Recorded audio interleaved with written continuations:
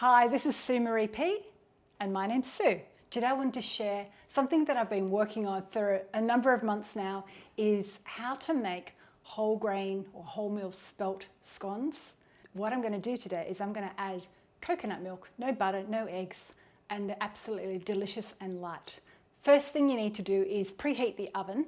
The oven's quite hot for my recipe. It's at 200 degrees C fan forced. And a little tip I learned from someone else on YouTube was preheat the tray lined with paper while you're making your dough. So I'm going to just pop the tray in the oven. Oh, and my rack is up high, so it's on the upper part of the oven. So this can be swapped out for whole grain regular flour, or you can do white spelt flour, or your choice. So in this bowl, I've got 1.5 cups of spelt flour, which is whole grain, or they call it full corn here in Sweden. And I'm going to put baking powder. So the baking powder adds the lightness, and it might be a little bit more than what you're used to because we're using the whole grain flour. We need that little bit of extra lift. So I'm going to do 4 level teaspoons, and I'll pop some gram measurements above. And it's important that your baking powder is fresh. And in here I've got 1 tablespoon of sugar. Now you can add more or less depending on your taste. Let's just whisk those together. Now there's a lot of recipes that sift the flour, but with whole grain or wholemeal flour it's kind of not necessary because you take away all the grains. So just whisking it incorporates the baking powder into the flour. And it's so simple. You don't have to bother with like mixing, whoops, throwing my tablespoon on the floor. You don't have to bother about mixing your hands with the butter to make that all like blended. I tried that a few times. They were okay, but I thought this recipe was so much simpler and easier and absolutely delicious and light. So I've got 150 mils, which is about, looks like 1/4 pint or 4 fluid ounces. So I'm just going to add that into my flour. This is just coconut milk. I buy it like this in a little package. I'm just going to reserve a little bit and just mix it. You can either mix it with hand. I just use my spatula to bring that together. And you can also add raisins, grated apple, other kind of fruits. But I'm just going to show you a plain version today. We make roughly about 6 scones. I have a confession to make. I've never really loved scones made with wheat flour.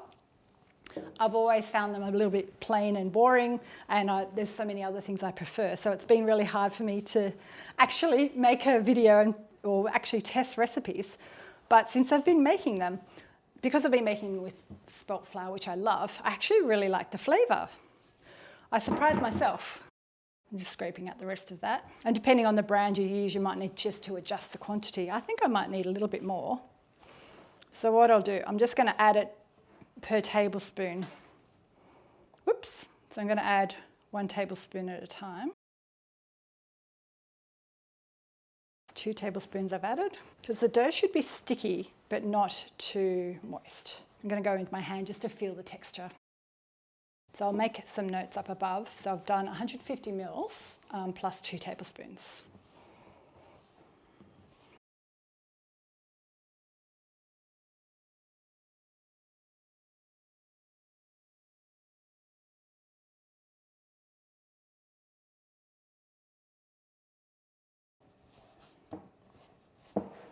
Actually, I lied. I think I might need just 1 more tablespoon. 150 mils plus 3 tablespoons, Sue. And then we add a little bit of extra to brush on the tops. We don't do an egg wash because I'm trying to make this dairy-free, and it's also suitable for many of my vegan followers out there. Okay, now I might have gone overboard with my coconut milk. It's gone a bit wet. Okay, so let's add some flour to the bench. This is just, I've actually got white spelt flour. No, I've got rice flour in here. Let me just clean up a little bit. I've got a sticky hand. So I'm just going to gently knead this in a little bit of flour. We just want to remove any of the cracks. Just going to wash my hand and zoom you in. Okay, I'll add a little bit of flour to my hands. I'm just going to pat this down to about 1 inch thick. I'm not going to roll it with a rolling pin because I found that it makes them fluffier if you just press it out slightly. Bench. And I need to grab my tray out of the oven. Okay, I've got my tray here and I'm just going to cut them into circles with my, I've got just a cookie cutter or dough cutter. I probably should have put that in flour, Sue. And then just pop it on the warm tray. I'm going to bring this together and cut the last few.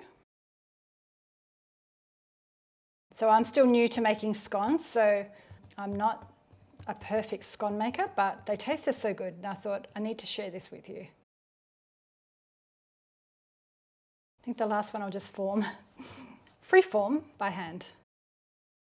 And I've just got a little bit of the coconut milk left in this jar. I'm just going to get my brush and just brush over the tops. And that's my glaze instead of an egg wash.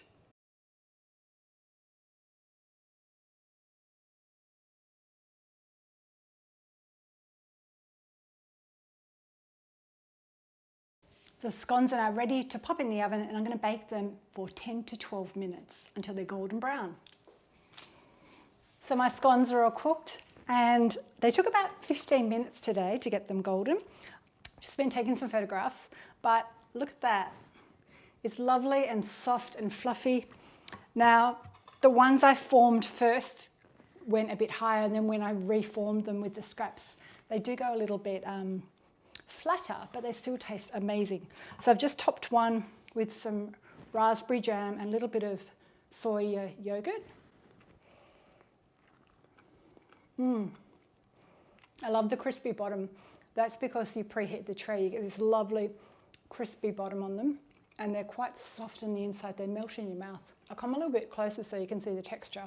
Even though I've used whole grain spelt flour, I've managed to get this really lovely soft texture, and they taste so delicious.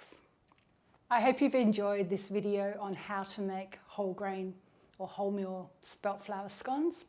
They're absolutely delicious, super easy to make using coconut milk. The coconut milk is so rich, it gives you the moisture. You don't need butter or eggs or anything else. Let me know if you give them a go and pop a comment below. I love getting your comments. If you're clicked on for the first time, thank you for watching and consider subscribing. And you could also sign up to my newsletter at suemariep.com, and I'll pop a few other spelt flour recipe ideas up here. Thanks for watching, and I'll see you next time. Bye. Don't forget, hit the thumbs up. I love getting thumbs up too. See you later. Yum, yum, yum.